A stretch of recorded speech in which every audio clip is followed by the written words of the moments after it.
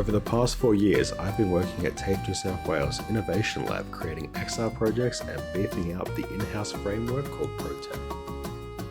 Protem was rolled into all of our ongoing and future projects to facilitate common requirements while working in the hard skills VR training space. Today I wanted to make a short overview of what Protem was and the features that made it great. When I started at TAFE, Protem was actually a Unity project called Template, and it acted as the starting point for all new projects. We continued to build Protem up with strong foundations, starting with a custom fork of Unity's XRITK. This would power our interactions, but we needed some more flexibility on top of what was already offered.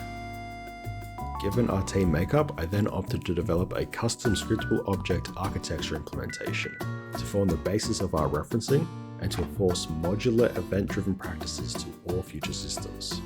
I put extra work in to make sure the implementation was simple and easy to use for the editor so that it could empower the entire team. An existing sequence manager was consistently added to and refined across the years and projects.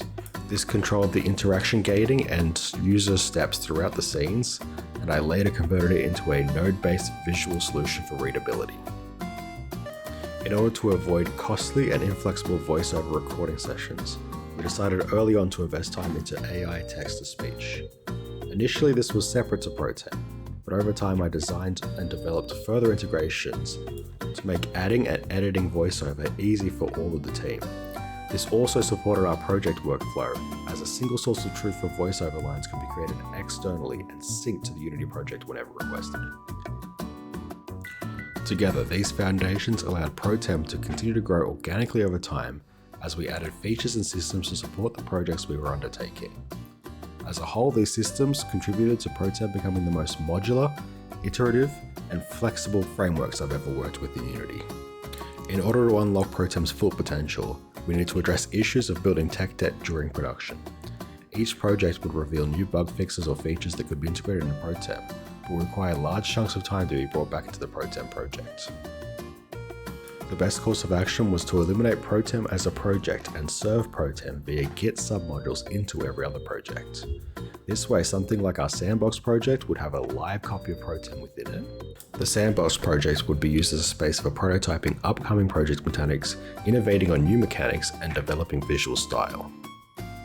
The same version of Protem would be embedded within a new template project, which would serve as a clean starter project. As we forked off template for each new project, they would of course still have an embedded version of Protem within them and could use Protem to develop their own project requirements and features. Now, whenever we had a prototype or innovation feature in Sandbox that we really liked for all of our projects, we could simply add it to Protem and each of the projects could pull the changes. Likewise, if a bug was found in Protem during production or some feature of Protem was improved, we could choose to push those changes upstream to all live and future projects.